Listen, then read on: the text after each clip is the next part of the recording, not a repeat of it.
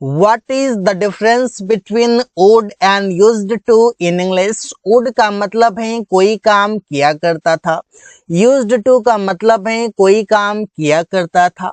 तो दोनों के बीच डिफरेंस क्या है? जैसे वो शराब पिया करता था, he would drink wine, वो शराब पिया करता था, he used to drink wine।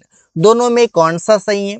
Saurabh school जाया करता था, Saurabh would go to school। Saurabh school जाया करता था, Saurabh used to go to school. दोनों में कौन सा सही है? हम लोग गेम खेला करते थे, वी वुड प्ले गेम। हम लोग गेम खेला करते थे, we used to play game. दोनों में कौन सा सही है? इस वीडियो में जानेंगे दोनों का प्रयोग कब किस सिचुएशन में करते हैं और कहाँ करते हैं। वुड का मतलब है कोई काम किया करता था। पहले तो ये समझिए कि इसका प्रयोग कब करते हैं। इसका प्रयोग करते हैं कि जब भी आप पास्ट में कोई भी रेगुलर काम करते थे, जो कोई भी काम आप रोज करते थे, उससे आप वुड से बता सकते हैं प्रेजेंट में पास्ट का काम।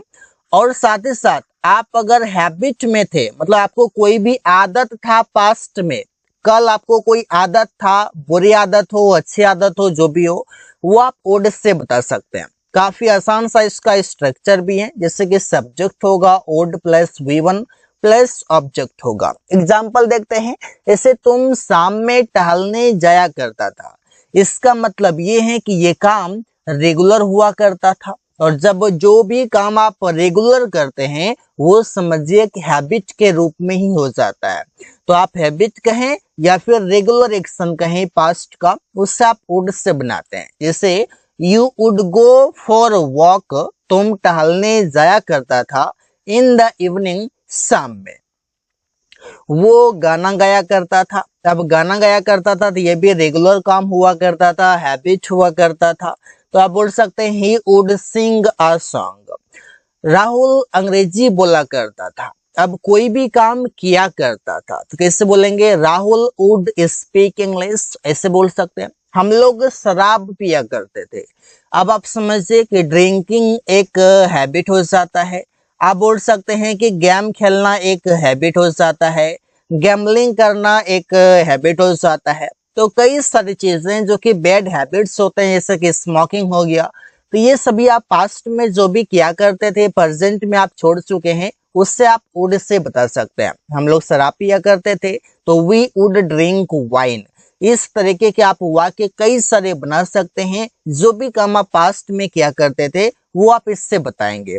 वुड का और भी मीनिंग देख लीजिए। वुड के कई सारे प्रयोग हैं। मैं अगर बताऊं तो वुड के कम से कम 20 प्लस प्रयोग है। इस पर मैंने पार्टिकुलर वीडियो बना रखा है, डिस्क्रिप्शन में लिंक मिल जाएगा, आप उसे देख सकते हैं। तो वुड का मतलब है कि रहा होगा। अब रहा होगा कैसे? सब्जेक्ट आएगा वुड के साथ तो बी लगाएंगे, इसके बाद V4 होगा प्लस ऑब्जेक्ट होगा। वो खेल रहा होगा। पहले तो ये समझिए इसका प्रयोग करते कब है, क्योंकि सिचुएशन अगर आपको पता नहीं होगा तो आप कंफ्यूज करेंगे।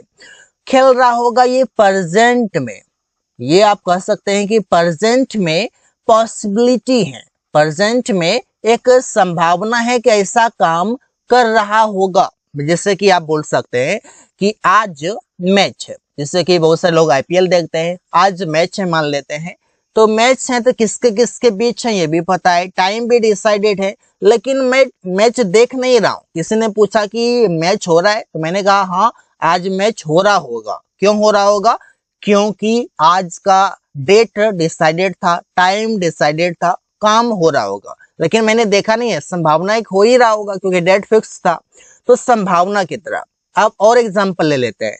ऐसे किसी ने कहा कि रवि कहाँ है, मैंने कहा कि रवि खेल रहा होगा। इसका मतलब एक इवनिंग टाइम में वो रोज मैच खेलता है तो वो खेल रहा होगा। यहाँ पर इस प्रकार से आप सिचुएशन रखकर समझेंगे तो सेंटेंस बहुत अच्छी तरीके से समझ आएगा और आप ऑन द स्पॉट बोल भी पाएंगे। वो खेल रहा होगा, ही वुड बी प्लेइंग। यहाँ पर प्लेइंग V4 से दिखाएगा, वुड बी के साथ V4 आप लगाते हैं, V3 लगाते हैं, लेकिन यहाँ पर V4 आएगा जिससे कि आप कंटिन्यूअस एक्शन को देख रहे हैं। अमन मैदान में मैच खेल रहा होगा, यहाँ पर पॉसिबिलिटी है, प्रेजेंट की बात हो रहा है। Aman would be playing the match in the ground. अब आपके मन में एक और डाउट आ रहा होगा कि मे का प्रयोग तब क्यों करते हैं? मे का भी प्रयोग आप इसलिए ही करते हैं, लेकिन मे से बताते हैं कि कोई काम कर सकता है। जैसे बोल सकते हैं आज बारिश हो सकती है, वहां पर मे का प्रयोग होगा। मीनिंग डिफरेंट है, इस तरीके से आप समझ सकते हैं। प्रिया खाना पका रही होगी, प्रिया वुड बी कुकिंग फूड, इस तरीके से और भी सेंटेंसेस होंगे, लेकिन हम अब प्रयोग देखते हैं यूज्ड टू का, क्योंकि इसके और इसके बीच से डिफरेंस क्या है। जैसे यूज्ड टू है, यूज्ड टू का भी मतलब है कि कोई काम किया करता था, और इसका भी स्ट्रक्चर काफी आसान है। जैसे सब्जेक्ट होगा used two plus V1 plus object. अब ये यूज्ड टू क्या है, ये भी हेल्पिंग वर्ब है।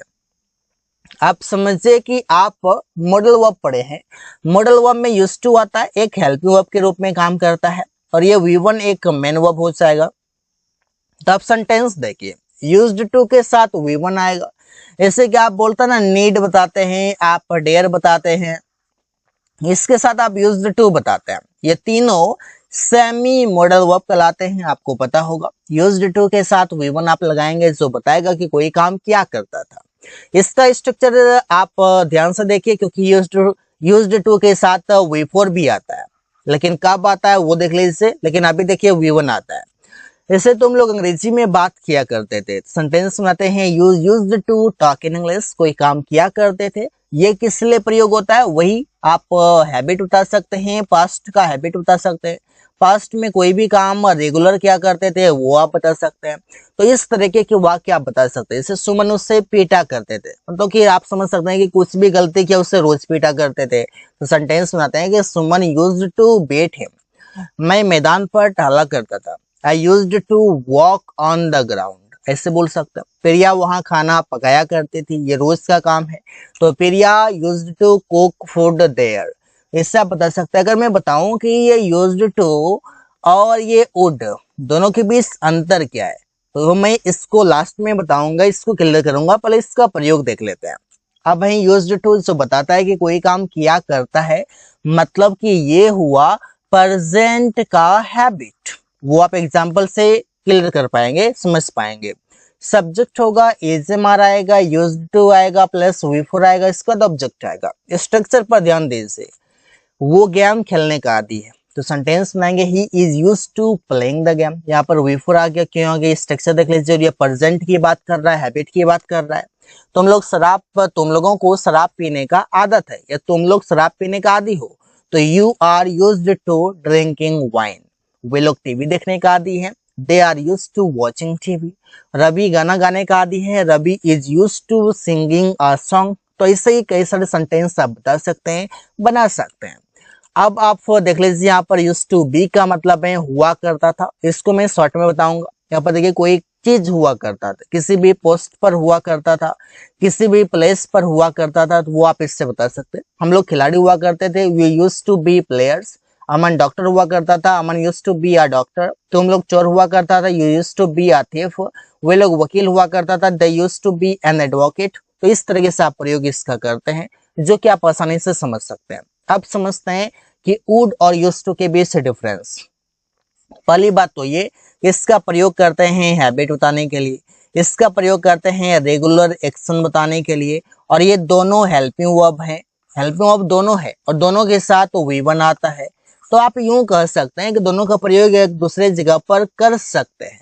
लेकिन जब आप कंटिन्यूअस सेक्शन की बात करते हैं, कंटिन्यूअस सेक्शन की बात आप जब करते हैं, तो वहां पर आप थोड़ा सा डिफरेंस पाएंगे कि वहां पर आप वुड का प्रयोग नहीं करते हैं, लेकिन आप यूज्ड टू का प्रयोग करते हैं। तो इस तरीके से थोड़ा बहुत डिफरेंस है। लेकिन अगर मैं इंग्लिश स्पीकिंग की बात करूं, तो there is no difference between would and used to. तो इसे आप समझ सकते हैं। तो so guys, thanks for watching, that's all for today.